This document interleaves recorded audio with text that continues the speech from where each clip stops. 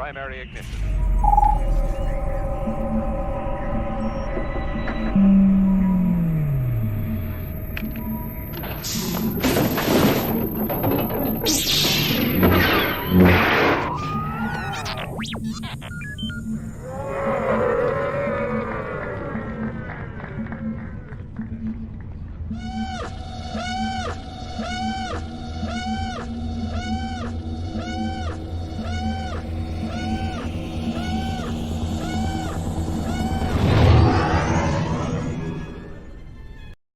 I'm actor Chris Bartlett from The Mandalorian, The Book of Boba Fett, and Obi-Wan Kenobi, and you're watching Virtual Cantina Network. Hello there. Hi, everyone. Welcome to another episode of Star Wars Rebels Revisited. We're back after the break. Happy New Year. It's a good one at that. Yes. You may have noticed Ashtray looks a little different today. Big changes after the new. No, we have a fill-in tonight. So welcome, Skip. Thank you so much for co-hosting with me tonight. Ashtray had to take care of something last minute, so Skip is filling in to talk all things Grand Inquisitor. But first, we do want to say hello to everyone who's joining us in the chat. I see we've got John and Lori and Sarah and Keith. I see Spencer over there with good vision.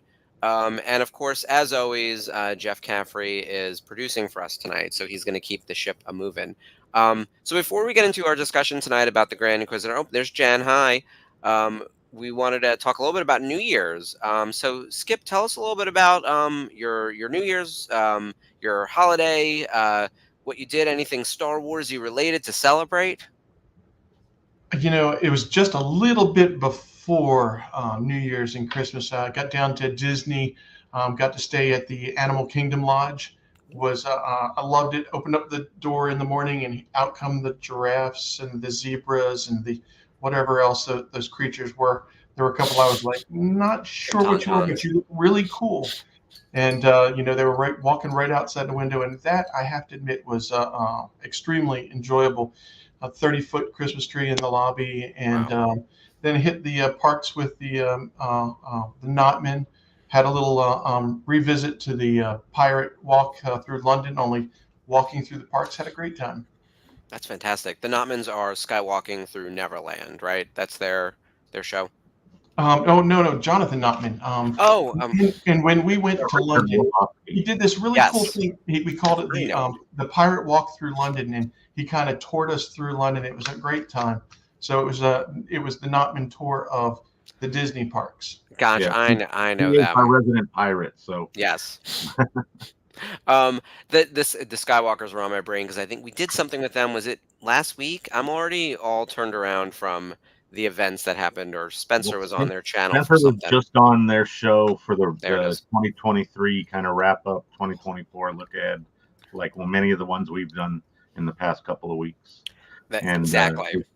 He plugged the hell out of the family vacation, among other things, and talked a lot about some of the different events that had happened. Oh, very nice. Yeah, we have a lot of events, and in fact, last week instead of there being a Rebels Revisited on Monday, we had the VCN year-end wrap-up with a bunch of the hosts. So for everyone in the chat, if you didn't get a chance to watch that yet, it's up on YouTube.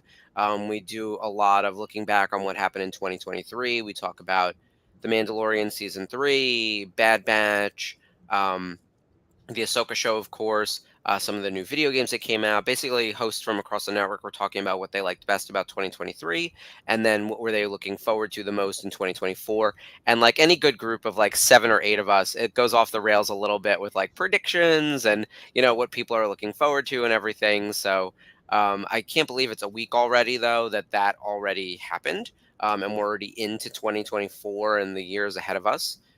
Still no idea as to when Skeleton Crew is coming out, or the Acolyte, or anything like that. What's your over-under on Skeleton Crew, Skip? You're new to this discussion. I have a lot of feelings about the Skeleton Crew, mostly in the realm that I do not believe it actually exists, and I think I'm being punked. So other people have told me that there is a trailer. I don't believe it. I haven't seen it. What's your take? I haven't seen it, and I've heard, unfortunately, I'm a little colored because people keep saying, oh, it's going to be Star Wars version of the Goonies, and I'm like, I know there's a lot of people that have love out there for that movie, but I am not one of them.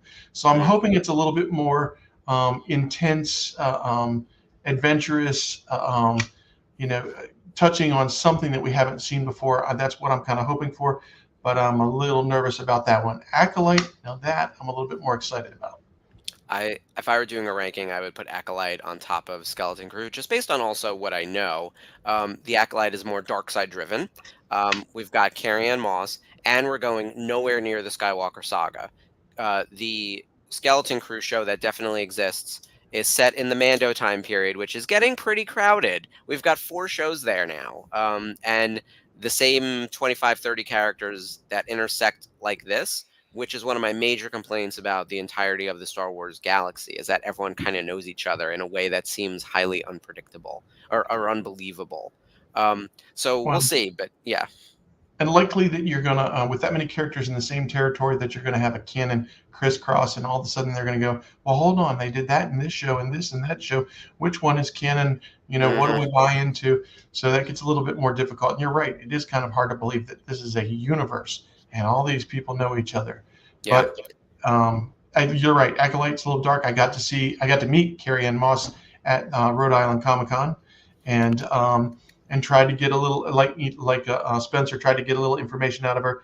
Mom was the word. She was Hmm. not about to say anything to us, No, but she's it not wasn't losing that bad. Disney paycheck. Yeah, There's yeah, no way. she hasn't got, they haven't sent the last paycheck yet, so she wants that one. Yeah. Oh, yeah. We got to let the show flight first. No, she's very cool. Everyone who met her at Rhode Island. But by the way, we talk about it on every episode of Rebels Revisited. Rhode Island is the scene of the crime and the place to be. And we will have another giant meetup like we did in 2023. We will be doing another one in 2024. We had an excellent Rhode Island in 23, not just with like the talent we met, like Carrie Ann Moss and all the other great Star Wars actors that were there. There were a slew of them. We inducted Chris Bartlett into the Hall of Fame. We had a fantastic meetup. It was just a nice, like, lovely weekend. I was luxuriating. I work a lot of cons. So for me to just like show up and sort of casually be like, oh, I'm going to meet these like 6 or 7 people over the course of 3 days and just hang out with friends. I've never felt more relaxed. It was wonderful. Oh, I had my wife with me, and we were just having a good time. And we got to meet Barbara Eden, which was, incredibly interesting. I mean, she's like 92, and she's standing around in 4-inch pumps, signing signatures.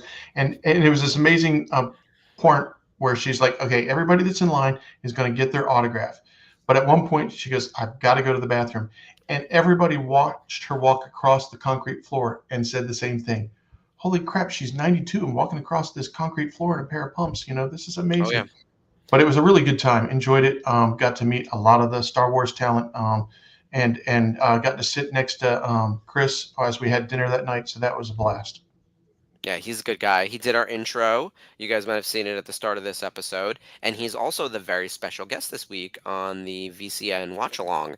As a reminder, we are back for 2024 with programming across the whole network. And Thursday, you might already started this past Thursday with Ahsoka Episode 1. We're doing Ahsoka Revisited. We're basically like taking the Revisited TM and throwing it everywhere. So Ahsoka Revisited. Episode 1 was last week. Episode 2 is this week. That was with Hal Henkel, which was spectacular. Everyone go watch that. And we'll see him later in the year as well on the family vacation. Chris is on this Thursday to talk about the episode that he's in, which is episode 2. So yeah, it's an exciting time. It's actually like, as much as the strike was a nightmare, in some ways it worked out for us where we got to watch the Ahsoka show as a VCN, and now we're going back and we're bringing on the actors to do it again, which is kind of fun. In a perfect world, we would have had them during the first go, but like we're making the best of the situation. I think everyone, now that we have some time to breathe as well, and we know what happened in Ahsoka, we can ask the question. We know the right questions to ask to like Chris and everyone else as we're going through the show. I always say it's a little bit better run when you have a time to absorb it and watch it a couple times. And now you're like, oh, now I want to listen to what this person says, because the first time you're watching it, trying to catch all the details, and then you've got Mhm. these great people joining us and talking about what happened, and you're kind of losing what's happening, but listening to their story really makes for a great opportunity to get it on a second run instead of a first. Yeah, oh, for sure. And I recommend anyone like don't go into these watch-alongs blind, because you do want to focus on the conversation with the actor or anyone who's ever working behind the scenes or whatever it is. I always watch the episode, and then make sure that it's fresh in my mind before the conversation starts. It'll also give me reminders of like what I want to ask when I'm in the chat, because I have questions for Chris. I've got numerous questions. So I'm gonna just type them out like a lunatic. So hopefully we'll see everyone on Thursday. We also have another exciting return happening this week. Daughters of the Galaxy is back. So don't let Ashley's absence tonight fool you. It is a one night thing. She's caught up doing something. So she'll be back on Wednesday with Jamie. They are back from their long Christmas break with a new episode of Daughters of the Galaxy. They're going to be talking about everything they're looking forward to in 2024. So that'll be really fun. And they've been rewatching Ahsoka and other stuff. I think they're going to talk in detail about Acolyte. As much as we know, because with Carrie-Anne Moss being one of the leads, that's going to be super exciting. And then there's some news around the Rey movie. We just got a new director announced, first woman director in Star Wars, so that's exciting. And then with the Skeleton Crew, that is apparently a real show and is going to happen. So very excited for all those things in 2024. A real show that's going to happen. I love it. If I put it out into the universe, it'll definitely exists. I think just that's like how talking to your phone. What I really want is this. Oh yeah. And all of a sudden it comes up on your phone. Oh, without a doubt. And people are just listing Christmas presents that they want in their partner's phones, and it's like new shoes, things like that. Just put it into the search results. This little a lady was talking about her 12-year-old that kept walking by all the smart devices in the house saying what she wanted, so it would come up in her parents' anything in their social media, wherever it was. Very smart. This is the future of marketing. We're going to hire her. So hello, Mike. First of all, hi. And two, you are correct. She is the first woman director of a theatrical movie. We do have female directors in Star Wars, including Bryce Dallas Howard, and a few others who have done TV streaming for The Mandalorian and other shows. This will be the first theatrical. So big budget, big expectations, a little bit of controversy as well from some old statements that we are not going to dive into in this show because they're unnecessary and unrelated to Star Wars. But I always say when people are mad and angry about stupid shit in Star Wars that is just dumb, I just let it be. Like, I don't add oxygen to it. So feel free to avoid that at all costs. But we have fun stuff to talk about tonight. So let's get into our topic for this episode. And this is Skip's first Rebels Revisited. And you don't get an easy one. You don't get to just like watch an episode and hang out. We have to do like a thorough analysis of a character. So how much homework did you do for tonight? Tell everyone when you got the call. I got the call a couple hours ago and was still working. And it was like, can you do this? And I'm like, yeah, I'll be home by then. And then I realized this is not a watch along. Yeah. This is like, I've been on a few shows now, and it's usually there are 3 or 4 of us, and it's like team tennis. I'm not the only person on my side of the court. But now it's me versus Mark. Every time he lobs the ball to me, I've got to hit it back across the court. You're fine. You're fine. It's very casual over here, and it's not the unifying force. Now imagine you get the last minute call for that, and they're like, defend the position of this level of philosophy, from this particular Jedi. I'm gonna peace out. I'm like, oh, my internet broke. Sorry. Like that's a nightmare. This is, do you remember the Grand Inquisitor? He did 6 episodes. Could you imagine? By the way, like, I think, like, I've watched a lot of the shows. Skip knows the stuff, like original trilogy stuff, prequel stuff. I would say even new sequel stuff. I don't even want to just say trivia, but these characters inside and out. You love Star Wars. I'm the in-house Rebels expert. So I could win, I think, trivia and stuff like that. And yeah, you'll have Sarah in your corner. She's yes, I was going to say, Sarah. Thank you, Sarah. Yeah, she is the Grand Inquisitor to my Kanan, in the best possible way. So, and in fact, everyone in here is fantastic, by the way. Like, everyone in the chat, I'm pointing in the wrong direction. The chat, all good people. And a lot of fun to play with. So we're going to go through like what we think are like the banger moments in the career of the Grand Inquisitor. We'll talk a little Obi-Wan Kenobi as well. And we want to get your take on it as well. We didn't do like a proper ranking list. There aren't like that many moments with the Grand Inquisitor. He's in like 10 episodes or something. It's actually like quite small, but we felt it was still enough of a meaty topic to talk about for a variety of reasons. So one, a description of the Grand Inquisitor to begin with. He is not a Sith, right? He, from the very beginning, like, people looked at him and was like, who is this guy? What is this guy? He's not Darth Vader. How are there dark Jedi? Like, what's the situation here? He's not Darth Maul, right? He doesn't have a Darth in his name. And in the beginning of Rebels, when it was just season 1, he was not known as the Grand Inquisitor. He was just listed as the Inquisitor. And I remember being a licensee during that space because that was his like official name. He then sort of got retconned to Grand Inquisitor in season 2 after he's killed off, and the new Inquisitors get added to the show, which is the fifth brother and the seventh sister. And then they start referring to him as the Grand Inquisitor. And then everyone pretends that that's exactly how it was forever. And they use Grand Inquisitor and Obi-Wan Kenobi as well. So we'll all just pretend that that was the case. But we'll be referring to him as the Grand Inquisitor on this show.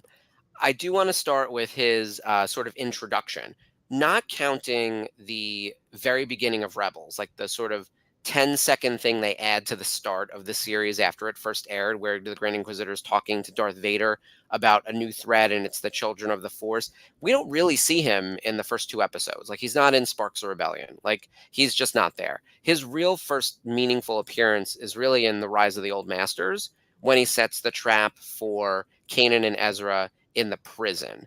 And that's really where we see what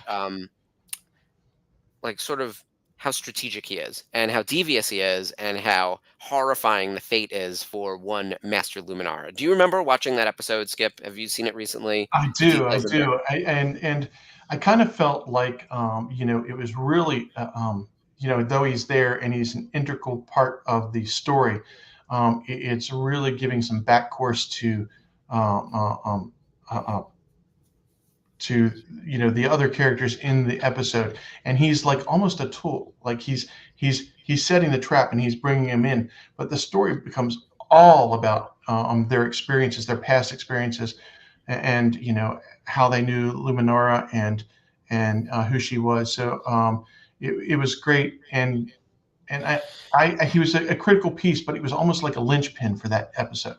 hmm He knows how to exploit fear in his enemies, and he uses Master Luminara in a few different ways in this space. Because this is early on in season 1, and Kanan was very, if you remember, Kanan was very hesitant to train Ezra. Kanan didn't feel like he had the skill set to do it. Because he wasn't really officially trained by the Jedi. Like, his master Depa Billaba was killed during Order 66. He was still a Padawan and ran off and then hid the fact that he was a Jedi for a very long time. So his, capability of being a master is questionable. And so he was looking for someone else to train Ezra. So that being able to exploit that to prey on Kanan's fears that Kanan isn't a qualified teacher, and that if Ezra sticks with Kanan, Ezra's going to die.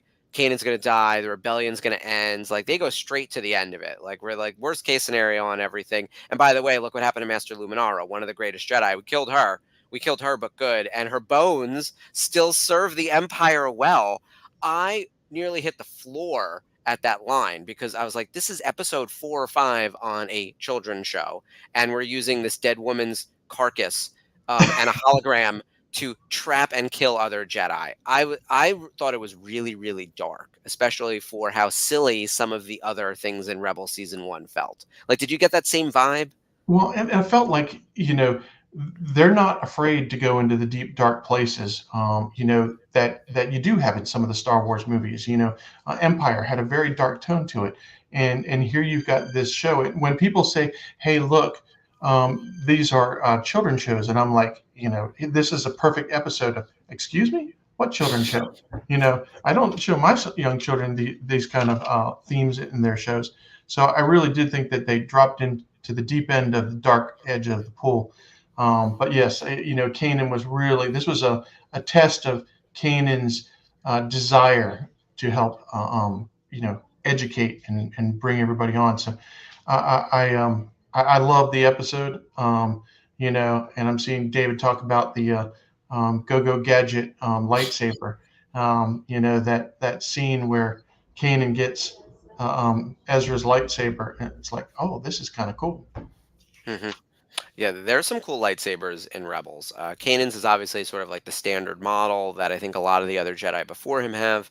And then the Grand Inquisitor has this awesome spinning capability. I love this holder, by the way. Jeff and Dave make the best graphics. Like, this is such a cool way to do this with the circle of the spinning blade, which we think is like quite the asset throughout season 1. He uses it to like throw at people and it twirls and all that. And then, right, in season 2, we got the helicopter with the rest of the Inquisitors. It ends up being his undoing in the Fire Across the Galaxy fight, which we're going to get to in a bit. But like this lightsaber, I would say is in my top 5.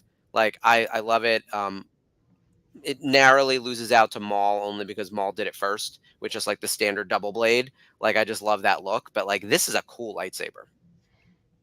It is. I've always thought it was, something different. Like you said, Kanan's looks just like the old school, the old guard lightsabers, and this is like, okay, let's kick it up a notch and show what we can do. Yeah, and definitely like attractive for a kid's toy. I love what Lori just said about how this is the thing that works about Star Wars Rebels and a lot of other kids programming is that it'll work for adults and kids. So it's very much like, yes, this is being built for a kids audience, but the adults also get it. And I think that's what's happening. It's why we're still talking about Star Wars. George Lucas said all the time it's made for like 12-year-olds, but we're also kind of like eternally a 12-year-old inside if we can keep that like spark alive, right? If we can keep the lights in our eyes ablaze, hopefully we remain that age and we can appreciate all this like very silly stuff while also taking it very seriously. But that's kind of the idea in this is like just they're going into dangerous, potentially life-threatening situations, much like the supposed skeleton crew. So we'll see how those kids handle that in 2024. Well, and it is the sign of a really good design of a show.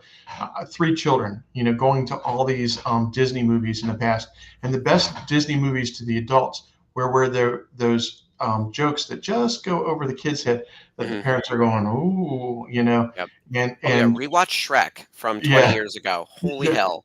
yes. Yeah, and so a little bit of having the adult themes and the children themes makes it work because parents are sitting around with their kids watching TV all the time. Mm-hmm. Yeah, and believe me, children's programming is garbage. I don't have kids, but I do have some nieces, and I love animation, so I'll sort of tune into anything. Outside of Bluey, I don't think there's one good kid show on right now.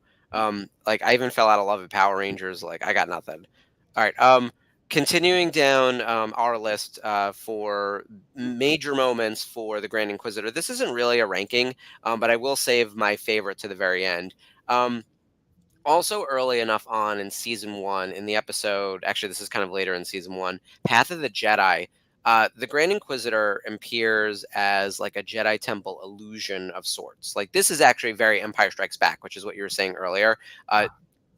Throughout season 1, Ezra needs to learn to confront the dark side. You're always being tempted by it, and it's a very powerful, tempting force. And in the illusion, the Grand Inquisitor does all the things that could go wrong, right? He like kills Kanan, and he tells him that you're going to be separated from the rest of the crew of the Ghost, and he's going to be dead, and you're going to be dead, and again, the rebellion's going to fall, and you're all going to lose unless you join me or this and that, right? And Ezra sort of has to surrender to the fact that like he can't fight his way out of everything. That whole scene and just Jason Isaacs' voice acting in it and everything that happens in the temple is just so weird and wacky. I love everything about that episode. I could have done with another few episodes of that kind of stuff where Ezra is sort of facing some type of apparition of the Grand Inquisitor, even if it wasn't specifically him, And you realize at this point in time, this show is really about saying, this is a character, Ezra, that is not going to fall over to the dark side, that he has faith in the Force, that he gives in to trusting in the Force, and just knows that there's only so much he can do, and that's the end of it. You believe in the Force, let it go, and the balance will be created. And it's a tough one. It's a tough piece of philosophy to like live by, right? Like the tempting of the dark side is for reals, and especially as a teenager, like I say it all the time. I was like, it's a good thing I wasn't a Padawan because I would have been like part of the Inquisitorium, and like a really like involved one. Like I would be on the dark side like so fast. It's just like, oh, got my Jedi powers straight to Force choke. Like I get it, and they do a good job, I think, investigating and sort of analyzing Ezra's potential path into the dark side as you get deeper into season 2, and then at the start of season 3, and then we have Maul there. All of that is really interesting, and they sort of plant those seeds early on with the Grand Inquisitor, because the Grand Inquisitor says to him, I actually think in Rise of the Old Masters, like, oh, just kill Kanan and you come with me. Like, if you stay with him, you're going to die. That was a very early choice that Ezra had to make. And I think he did the right thing, like you said. Like he's our protagonist. He's going to make the right choices, even if he stumbles along the way, and he doesn't fall to the dark side, even though it would have been really easy. Yeah, I think some of the best characters are the ones, or the strongest. Um, yeah, don't you just love it when your wife sends something to the printer that's right next to you as you're talking? Oh, you're all good. I had to turn off my the humidifier in here is like the loudest thing you'll ever hear. But normally you don't think about it. It's like a white noise kind of thing. But then when it's like, oh, I need to have like a sort of clear air for recording, I was like, oh, that's so loud. But it's all good. Um, but yeah, I think that just the strongest Jedi are the ones that have the greatest amount of faith in giving into it, and in our society, I think it's a great theme for the kids. In our society, we're such control freaks. Like if Mhm. I do this and I do that, everything will be fine. And sometimes the hardest lessons to learn in life are just give up. What will happen, and it will be okay. Yes. I mean, there are all kinds of things that are going to go wrong in our life, and time heals all wounds. You get past it all, and the hardest thing I think for us in general is to give up control. Control is a fallacy, and Mhm. here's Ezra learning. I've got to give up the control. I'll give up the fallacy, and look, all the horrible things go away into the mist, and we're back to everybody being alive and everything being good. Yeah, things work out. Look at me. We're going to put you on the unifying force after all. Um, there's a few comments in the chat specifically mentioning the Grand Inquisitor coming back as the Jedi Temple Guard. John mentions it. Sarah mentions it. I think Lori mentioned it earlier before. We are getting to that moment, and in fact, at one point when I was pulling together the list, I was like, "Does it actually count? Is it really him?" It is. I mean, Jason Isaacs does the voice for both characters, the Jedi Temple Guard and the Grand Inquisitor. He removes his mask. It's clearly meant to be the same character.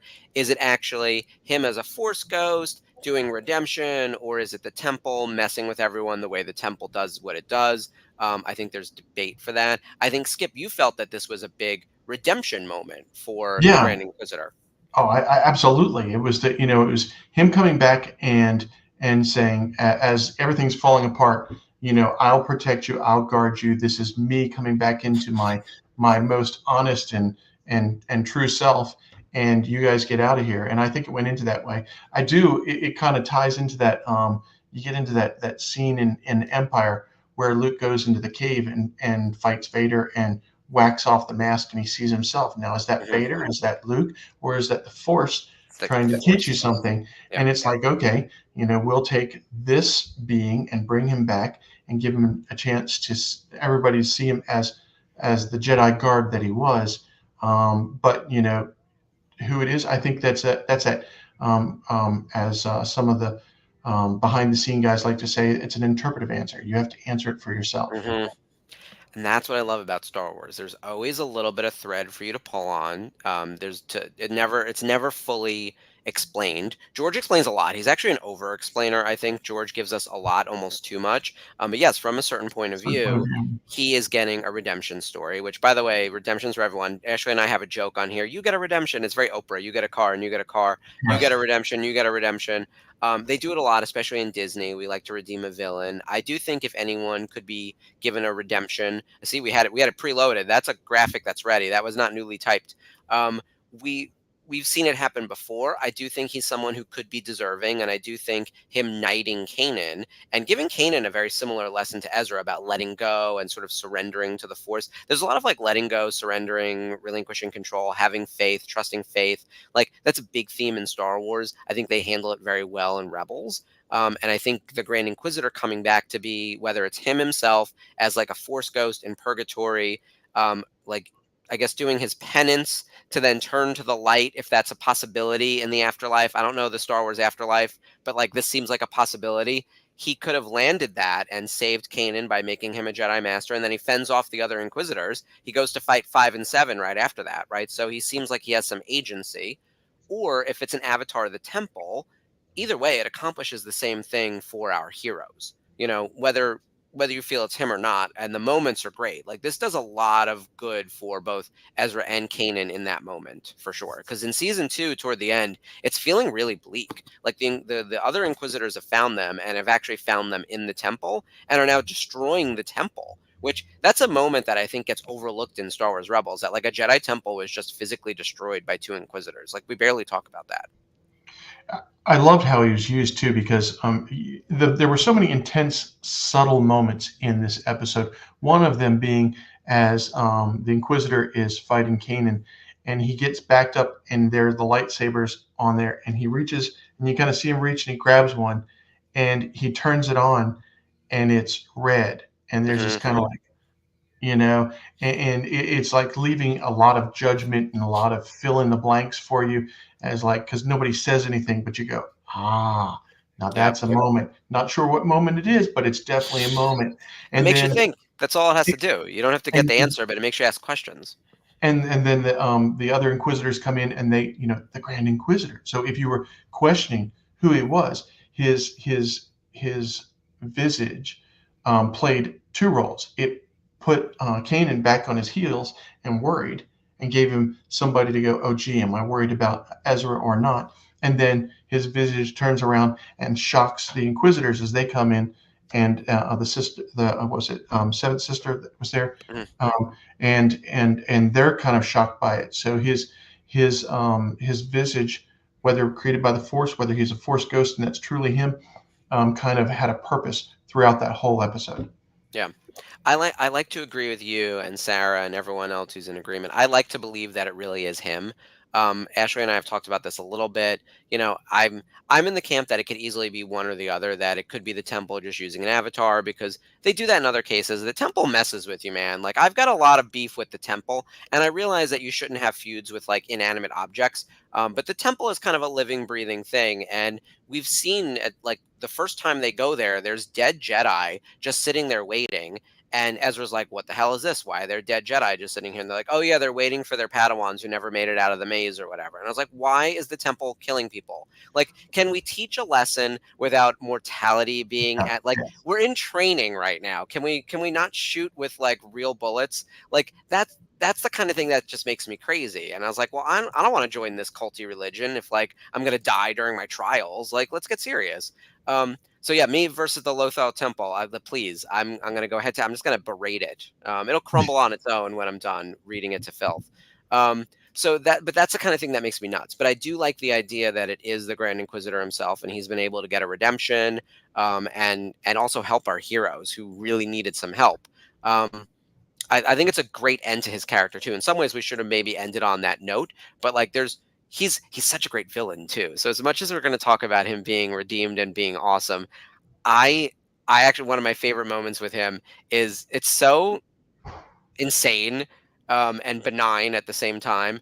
The episode Call to Action, when Grand Moff Tarkin arrives, is I think the turning point of season 1, where things really kick in and things get for reals. Like we go from it being like mostly a kid show. Yes, we had Rise of the Old Masters, and that's really dark and it's kind of a one-off, but we had a whole episode where they're chasing down a fruit, like for an entire episode. Like there's some silly shit in Rebels season 1.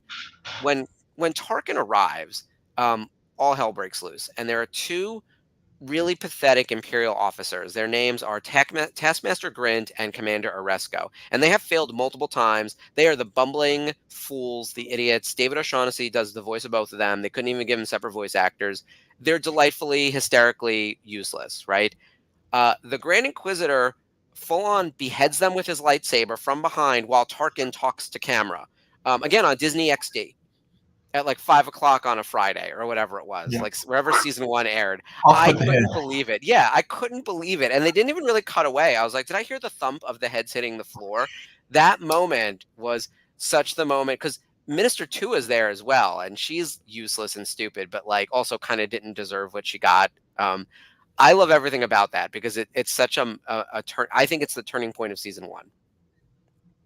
It was enjoyable show, and it did give you the oh crap, there's no excuses now, and it did. When those heads hit, I was like, oh shit, they didn't cut back anything on this, and it and it was like, yeah, no more No more Mr. Nice Guy. Yeah. Look, Tarkin's not to be trifled with. And he, even though he has no dark side powers, he's just an Imperial. And from what I could tell, he's not even like a war tactician. He's just someone who's like politically climbed the ladder. Um, he gets it done, and people are like terrified of Grand Moff Tarkin. It's the same thing like with Thrawn. And I made a very unpopular opinion a few weeks ago, and I think everyone in the chat turned on me. Where I was like, I don't think Thrawn's that great. And let me tell you, the rage that followed, everyone was like, Thrawn's the greatest, and he does this, this, this, and this. And I was like, yeah, but like any Sith could like force choke him from across the room. What are we doing here? But Tarkin's got that same kind of energy where the Grand Inquisitor could just pulled out of his lightsaber on him and sliced him in half and like taken over. But like Tarkin's, people would be scared to do that. I guess there are consequences or whatever. But Tarkin is just commanding, and everyone falls in line right behind him.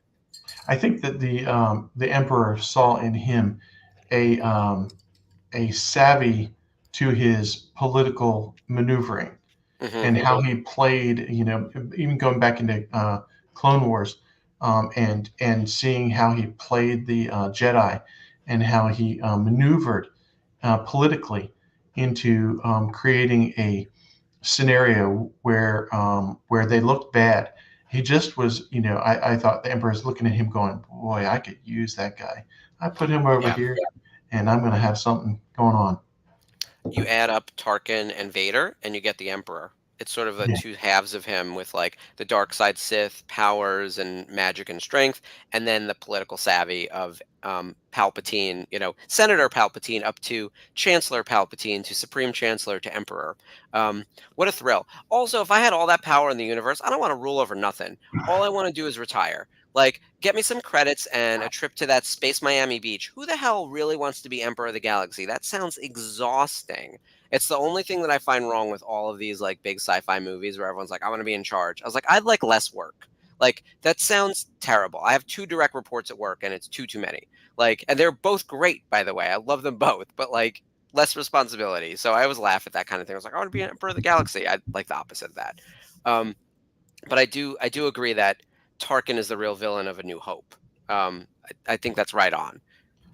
Yeah, this is like a prequel for Tarkin. This is like, we knew he was a bad guy when we were watching him back in 1977, but this is like, this is why he's a bad guy. Whack off the heads, for just a few mistakes. Vader goes, oh, is that how we do it? We'll just kill him. You make a mistake and kill him. And here's Tarkin doing it. So it just builds up this character. It's kind of, I love watching both Clone Wars and Rebels adds so much dimension to the original trilogy and prequel movies, because it just fills in everything. It's like the water goes through and fills it up and makes it so much larger than life. You go, he really was bad. Yeah, I agree. The Clone Wars bring to life the prequels in a completely different way. And then this show, being close to episode 4, but not quite there, fills in this like great, like that endless in between from 3 to 4. There's so much interesting stuff that happens there. And I think Rebels has some of the best of it. We joke on this channel, you haven't been here before, Skip, so the joke is new to you, that the Rebels crew kind of Forrest Gumps their way through some Star Wars history throughout their 4 seasons. They meet up with Princess Leia. They run into Lando Calrissian. They meet Darth Maul. They end up on Tatooine when Obi-Wan Kenobi kills Maul. I mean, this is some Forrest Gump level. Yes, I accidentally ended up on the March on Washington in like '69 kind of shit. Like, it's so silly, but at the same time, it's always they find a way to like filter it in where it serves their story. It does, but they all know each other in the Star Wars universe. Exactly. I think it was Spencer at the start of the chat was mentioning like that's like the VCN. There's 60,000 members, and it's the same 20 people that are all kind of like intersecting on everything. And I was like, I get that. We were at Dave and Buster's, and I was like, I've met all of you digitally and in real life now at this point, which is great. So that's what it's the sort of inner workings. But yeah, Star Wars is especially entangled in a way that like is hard to even fathom. There we go, Spence. Yeah.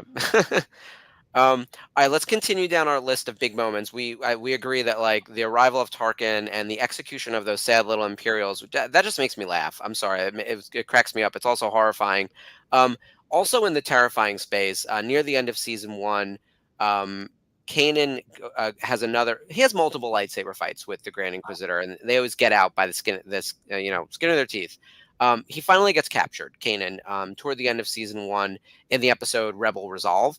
And then the Grand Inquisitor kidnaps him and is running like some sort of general imperial torture, a little bit of electricity, a little bit of like this to the face to try to ask him questions, tell me more about what you know about the larger rebel cells and whatnot. And that's the first time we're hearing about it outside of Fulcrum. Like, we don't know anything about the larger rebel alliance. Kanan actually didn't, which was smart because he couldn't extract it from his mind.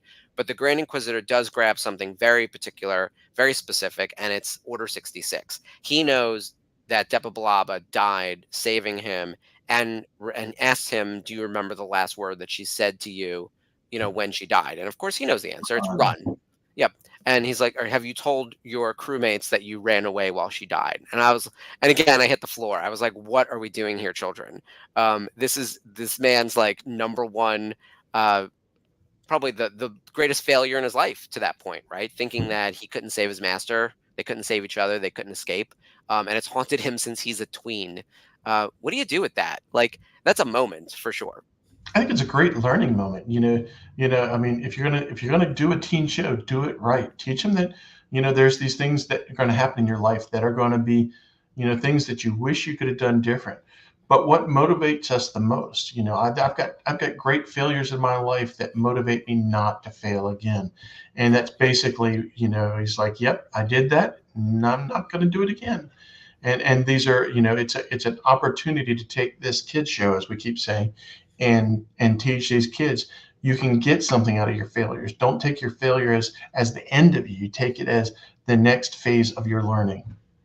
I love that. Oh, all right, so Skip is going to take over from Yoda as to actually deliver the useful advice, because this do or do not does not work for me. We had a whole debate about that, because there's actually a great moment in Rebels about do or do not. There is no try. Kanan sort of dissects it, and it becomes like the running joke of the episode. But this is terrific. All right, Skip, we're going to bring you on more frequently, especially as we get into big philosophical discussions.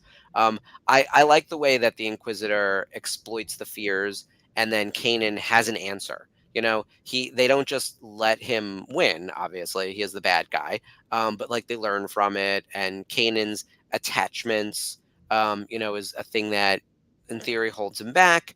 But at the same time, the sort of thought on the Ghost crew is that they all do take care of each other, and so their attachments are actually beneficial, which is like a little bit counterintuitive to the regular Jedi teachings. But yeah, it's amazing to see Kanan's growth throughout season 1. I always think of like the Grand Inquisitor as being the mirror to Kanan, and he's a little bit of a mirror to Ezra as well. But like the two of them are able to go through everything they need to learn and grow and become better Jedi and better people through all their encounters with the Grand Inquisitor, which are all traumatizing for sure. I don't think I would do very well if I came across the Grand Inquisitor, regardless of the skills I had and being able to make it out. I think that would be, it'd probably put you into a psych ward pretty quickly. What I was thinking about was the going back and forth between the attachments. You brought that up, and it was just ringing in my head, and I got kind of spun off in my head, and I was like, oh crap, I'm supposed to be talking right now. But no, you're good. But the attachments. I think of the attachments, and this episode shows that really the attachments are the glue. It's how we hold together. It's like when we need each other, the attachments and the people coming to you to help you are the glue which holds us together. Now I know what the Jedi are sitting there going, but you can't have too much attachment, because at a certain point in time, you can't let everybody die just to try and save one person. So it's like you can't be overly attached, but you can't have no attachments either. So it's, where is the balance? Oh, hey, are we talking about balance? Yeah. So we're talking about balance, and where's the balance between attachments and not attachments, love, and and lack of love, or lack of relationship. All the Jedi have relationship with each other, but they're not supposed to be overly attached where they can't say, okay, you're my wife, but I've got to go save the world. So yeah, you have to be able to balance appropriately. Yeah. We struggle with, we talk about this all the time on the channel too, and Star Wars is also not a perfectly executed medium, so or series of media, so there are contradictions, and also the same way there are contradictions in people. Like you can ask me tomorrow how I feel about this particular thing in the Force, and my answer might change. Yeah, I always use the examples of like Ahsoka and Anakin, who I think run hot, right? Like they are both like hot blooded, emotional, attached, like not the new Ahsoka who's Zen, but like man, old timey Ahsoka, she was a fireball. And then you meet Luminara and Barasafi, and I want to come back to Barasafi in a minute, because I have some thoughts that I want to pull a string on. They are cool and calm and collected in a way that's like almost unsettling, and they are so disattached, like they're so disconnected from each other. Like Luminara is ready to let um, Barasafi just die as needed to execute the mission, whatever, because no attachments, right? We're going to execute the mission. Doesn't matter if my Padawan has to pay for it with her life. We'll just go get another one, as if you can go pick them up at the store like a chicken. Like that's the kind of thing that it's like so cold and disattached it's overcorrected, and I think that's what the Jedi teachings were doing incorrectly. This like not having a wife makes sense in theory, not having one partner that's more important than everything else, but the inability to actually like care for one another seemed to be the thing that evaporated during like the fall of the Jedi time period. That's how you end up with a Luminara and Barriss Offee situation. Yeah, they and overly, but it's a level of confidence. I was thinking about I got a nephew who works for a company and they build skyscrapers, and he's got such a machine gun style of communication, and it's like if you slow that down, not only do people hear what you're saying, but you exude a certain level of confidence, Hmm. and people are willing to follow you. And those two had it. Luminar had that, but almost at the cost of understanding what the true nature of the Force is. It's kind of like love, attachment. Yeah. Where's the combination? That Sarah's right on over here. The war that completely was orchestrated by a Sith distorted the teachings of the Jedi. Yeah, that if that doesn't sum up the entire prequel saga, I mean that's the fall of the Jedi right there. They were distorted, and everyone made bad decisions throughout. And this brings us to my Barasafi, who, as everyone knows, I'm a Barasafi stan in like all ways. I love her, love her, love her. I love Meredith Salinger, who does the voice in the Clone Wars. She's excellent. I also really do love Master Luminara. And I love how imperfect she is. I love the idea of her template as a Jedi Master. I do appreciate that a student follows the rules, builds the guide, study for this, prepared. Like I'm that guy. Like we skipped off of firsthand the Google Doc today, 80 something pages of notes over the course of the year and a half of our shows getting ready. We are Ashley and I, the A+ students coming ready for the exam, right? So I appreciate all of that. At the same time, I wish I could be more like an Anakin and Ahsoka, who are a little more like off the cuff, emotional, ready to just jump in as needed, a little more unpredictable. I'm not ready for that in a lot of ways, like in other aspects of my life. So like that's really interesting as well. But Barriss, tying back to the Grand Inquisitor, I'm going to pull it all together. I swear, guys. Barriss Offee was arrested at the end of the Clone Wars for setting up Ahsoka Tano to blowing up the Jedi Temple, right? She framed her, but then we all figured it out that it was Barriss Offee. Anakin saves the day. She gets arrested by dun dun dun, the Jedi Temple guards. At the time, the Grand Inquisitor would have been one of the Jedi Temple guards. Order 66 goes down. Barriss Offee escapes. If I'm Darth Vader, I'm definitely chasing down Barriss Offee, like, and killing her. She's either at the top of the list to kill or the top of the list to get on my side, right? Like, she's a powerful Jedi with excellent dark side instincts. She did try to kill my Padawan, but maybe I want to kill my Padawan now. Like, she's on my list in some form. She probably told the Jedi Temple Guard what was up, and I think the two of them escaped together. He went to the Inquisitorium, and she got out of Dodge. Like that was so. I think they not only know each other, I think they work together. I think they have stories that we don't know yet. I think there's some stuff there. I've got a whole narrative in my head, and this is what it's like being a Star Wars fan in this day and age. We are writing stories that don't exist. I'm just getting a sneak peek into Mark's head and how that all works.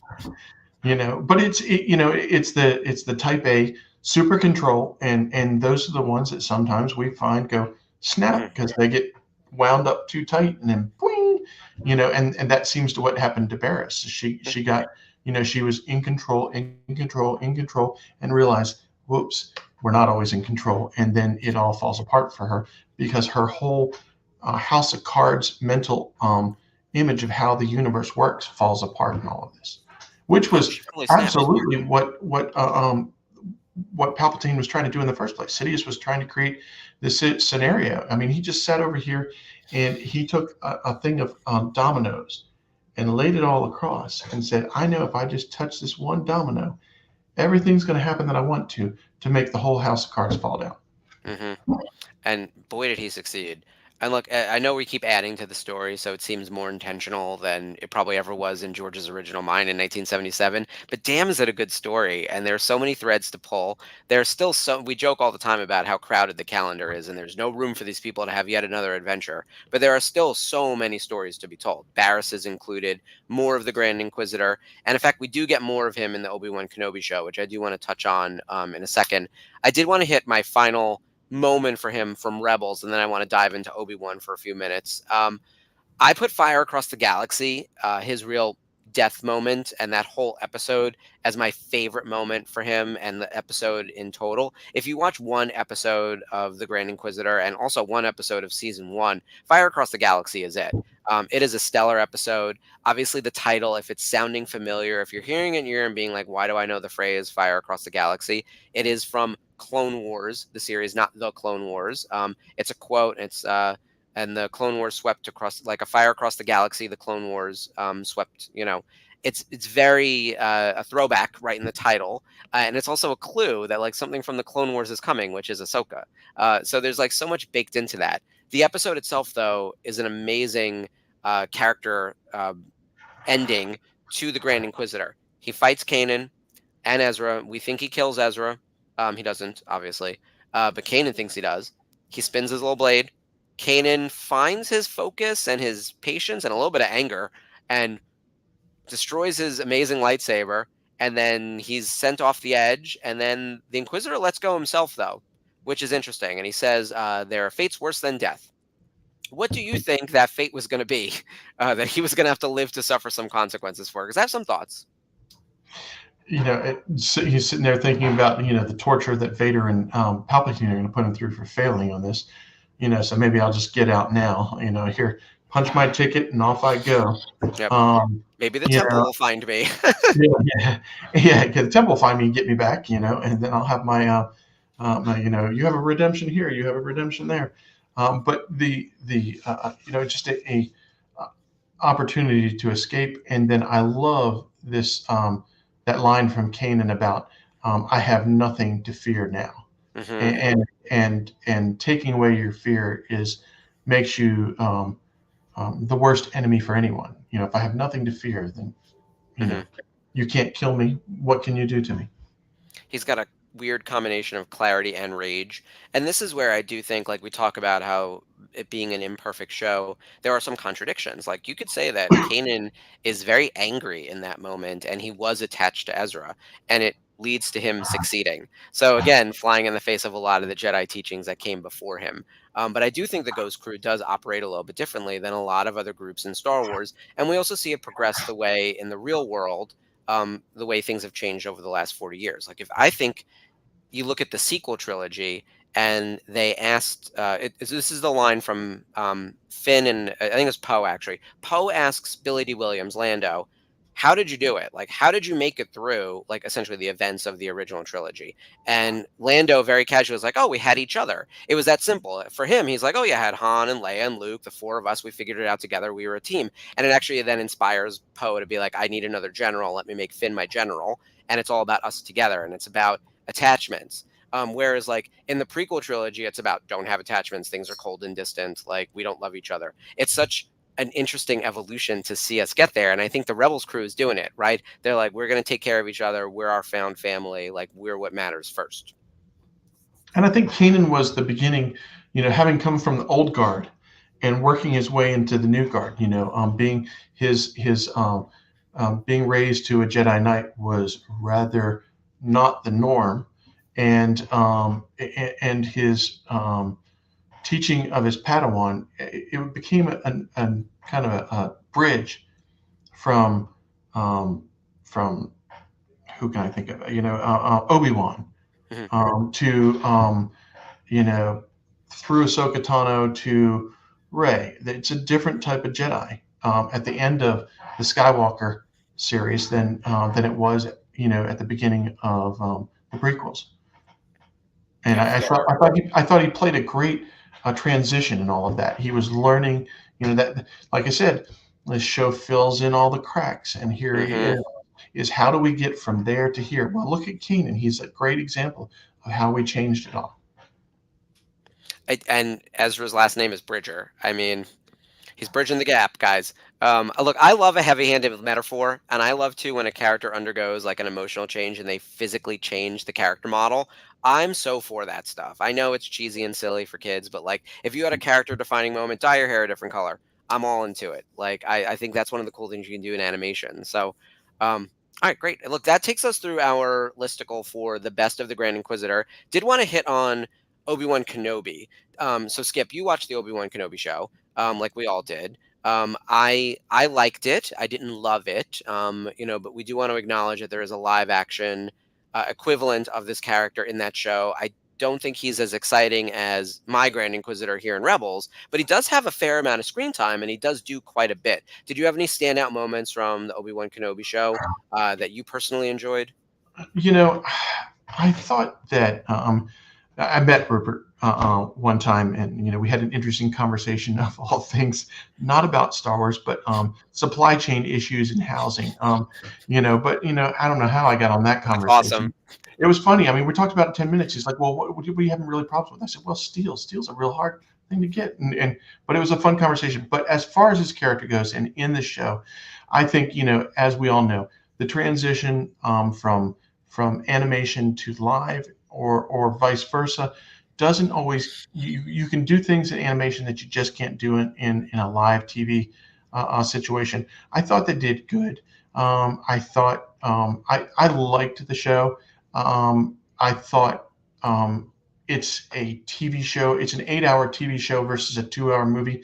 So the kind of the creation of the arc is different than in a 2-hour movie where you're moving things quicker to kind of get to here's the edge of Act Two, and then we go into the Act Three.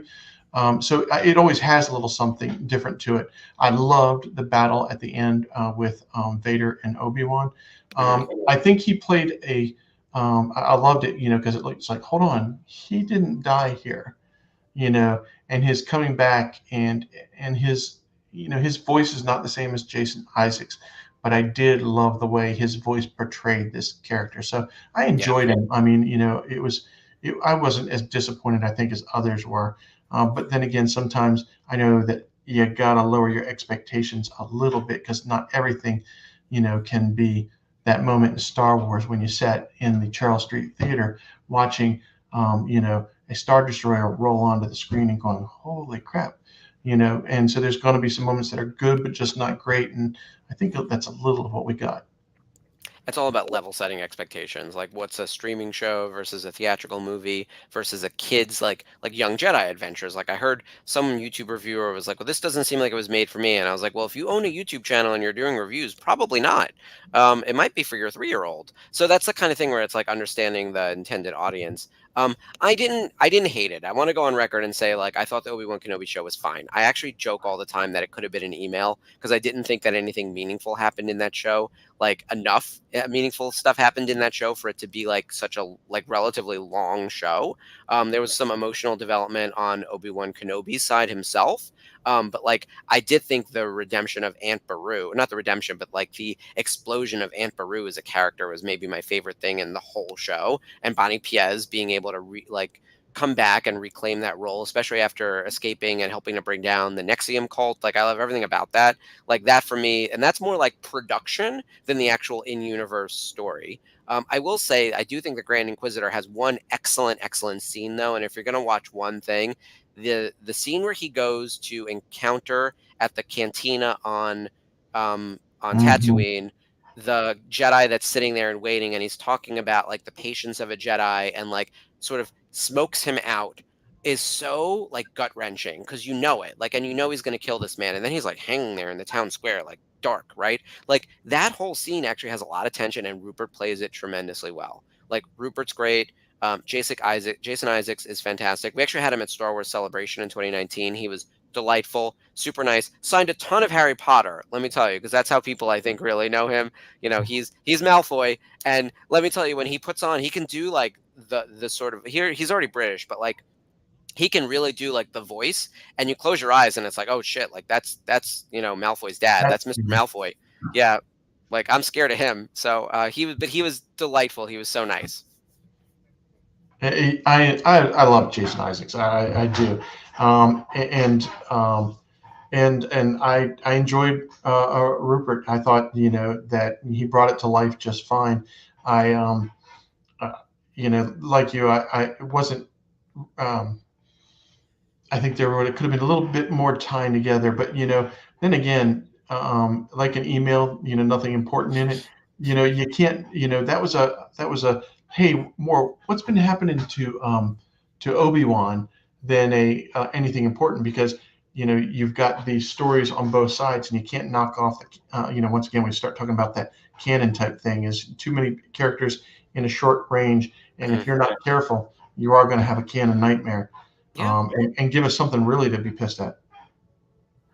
Well, look at the Star Wars comic lines that's still running, right? Like there was a whole run a couple years ago. It might still be running, called Destination Hoth, because it was set between A New Hope and Empire Strikes Back, which is all of like 2 years. There's only so many adventures these people can go on. We are literally running out of days. And I'm talking about Luke, Leia, Han, Lando. Like any other character, have at it. Like I'm sure that their schedules look cleared, but there's no way that that Star Wars comic line hasn't accidentally triple booked these people by now into multiple days on different planets and different adventures, like even in the main line. Like it's just crazy. So that's the kind of thing where I'm like, let's go elsewhere. That's why I'm so excited about Acolyte. We're going to get far away from all the stuff that's happening. We have no preconceived notions, all new characters, all new things to dissect. Like that's going to be really fun for us. And Beru becoming the badass that she was Yep. was just wonderful. Yeah. I have to throw that in there. Oh, yes, for sure. Meeting Bonnie Piaz in Rhode Island 2 years ago was unbelievable. And yeah, I love everything about that episode. Ashley and I still reference the Baru crew. We'll be doing an Aunt Beru episode of Daughters of the Galaxy. Don't you guys worry, because we have enough from we've got episode 4, we've got the prequels a little bit, and then we've got Obi-Wan Kenobi. So there'll be a whole thing about Aunt Beru sometime this year in 2024. All right, that takes us to the end of our listicle, our episode. Thank you so much, Skip, for co-hosting and for jumping in on such short notice. I did want to ask you one question while you're here as a first-time host. Do you have a favorite episode of Star Wars Rebels, or something you would recommend to someone to watch, just as something you rewatch frequently within Rebels? And then is there something outside of Rebels that you're really super into in Star Wars that you wish more people were into, that you'd want to talk about? So I was having a day the other day, and Spencer said, "What are you doing?" I said, "I'm doing Rebels therapy." I was watching. I had Rebels on Disney Plus, just running from episode to episode. Sometimes I was sitting down and watching it, and sometimes I was just walking through the room and I was letting it, flow through me. But you're gonna have to. I can never remember the name of the episode, but the episode where Kanan dies. That whole episode where he just becomes. I mean, he just knows it. It just the shift in the basis of who he is. It's like, okay, you're going to figure out what we're going to do. I'm going to follow behind you. He knew exactly what was going to happen to him. He knew that this was his shining moment, that this was the end, and you could see that in him. And that was such an emotional, ground-shaking moment, and it was an awesome episode. And of course, he's passing, so anytime a main character dies, those episodes are ground shaking, but that one was just really good. And I'll go back and rewatch that. And even the moment his eyes clear up and he can see Hera one more time before he gets wiped out. I mean, all of that was just wow. You're trying to kill me tonight. Ashley can't even talk about the episode without welling up. It is, yeah, it's emotionally devastating in the best possible way. If you do need some therapy or just want to expose yourself to some trauma, the entire back half of season 4 Rebels will get you there. With Jedi Knight and Doom being like probably at the top of the list. I agree, it's one of the best of all time. My rewatches are a little bit lighter, but I do love Twilight of the Apprentice, which also has quite a heavy body count. Everyone dies in that episode, including my beloved Sarah Michelle Gellar, who's one of my all-time. Just like I worship her like Madonna. So that's always a tough one for me, but it is a great moment. All right, well, I think that rounds it out for tonight. I do want to plug a couple things coming up on the network. So tomorrow is happy hours, so be sure to join us here every Tuesday, like we do. The happy hours are back on for 2024. Wednesday, Daughters of the Galaxy is back. As I mentioned, Ashley will be back on with Jamie Graham, and they're going to be talking about what they're most excited about in 2024. I know the Acolyte will be a large portion of the discussion, so that'll be really fun. Thursday is the Thursday night VCN watch along for Ahsoka Revisited Episode 2 with Chris Bartlett. Skip, are you a part of that Thursday? I am by any not, chance? not unless I get a last minute invitation like I did this one. Gotcha. We have to get Skip a show. That'll be on the new agenda for 2024. But Jeff and Dave and Spencer should be leading the charge. Spencer, I almost forgot Spencer. Jeff's right in front of me. Jeff, Dave, and Spencer will be on Thursday night with Chris Bartlett, VCN Hall of Famer Chris Bartlett. And then Sunday, we have a new episode of The Unifying Force. Dave's going to be revealing that episode theme a little bit later this week. They're still working on some very interesting stuff behind the scenes. They're always cooking up something weird and wacky over there on Unifying Force, which is what I love the most, especially if it's like if Geo picks the topic. Oh, Lord. It is. It's out there. I'm in their thread. So we have all these Facebook messages, these Facebook threads. I tell people in the chat about this. Like all the shows have their own Facebook group, and the ideas that the people throw back and forth, and it's never a sentence. It's always a manifesto. And I was like, that's the show. Just read that out loud and go. But like that's what it's like on the Unifying Force one. It's bananas in a whole other universe. I saw that, Dave. Yes, architecture of Star Wars. Actually, every time I get together with Chris, we talk. We start talking about construction. Yeah, there's some weird, interesting architecture in Star Wars. And then, look, there's ships and places and atmospheres and various philosophies. It's wild. And we're going to get a whole new stack of stuff in 2024. Yes, there's also big gay explosions, which we should mention shirts. So I'm wearing our Corky Kryze shirt. I'm still holding out hope that sometime in 2024, the real Mandalore will return, the long-lost son of Obi-Wan Kenobi and Satine Kryze. That was one of the other things that pissed me off about the Obi-Wan Kenobi show. No canonical mention of his long-estranged son, Corky Kryze. Big miss. But yeah, check us out on TeePublic, all of our different T-shirts. We will have new stuff coming in 2024. Our latest collection, of course, is from Ahsoka, especially that Hu Yang shirt, which is just ridiculous. I love it. Yeah, and then be sure to check out all of our programming on the Galaxy. And then next week on Rebels Revisited, we will have a watch along. So Skip, but thank you for making it through an in-depth conversation on a specific character. I know it's a little bit of a heavier lift than a watch along. You were great. You were fantastic. Thank you so much. No one would have known for a second that you hadn't prepared for this for like days. Oh, I was like Googling right before you got here. I was like, okay, I got to make sure I got all my stuff. Okay, writing down a few notes so I can make sure I don't forget anything. No, we got to cover it. We're very chill over here, and as you can see, the chat is really active. They'll tell us if we missed something or if we're wrong. I've got Sarah and Lori and John and the Mike's there. We got the whole crew there. Lanny's there. Like everyone is there checking up on us. We've got fact checkers in the midst, and all sorts of crazy ideas. So thank you everyone in the chat for joining us. Happy 2024. Happy New Year. Be sure to join us next week as well. And then we've got some surprises planned for 2024, including our first season best of coming up at the end of this month. We're going to be doing a Rebels Revisited season 1 best of list. Ashley and I have been working on this for a little while of like literally ranking what we think are the best moments from season 1. And we're going to get to that at the end of the month. So start thinking about that now because, oh man, the list is already out of control, you guys. Like there's no room for everything. So we're going to have to duke it out in the comments. All right. I think that's it for tonight. So, Skip, I will let you do our sign off. It is, as you might expect, may the force be with you. May the force be with you. Good night, everyone. Night, everyone.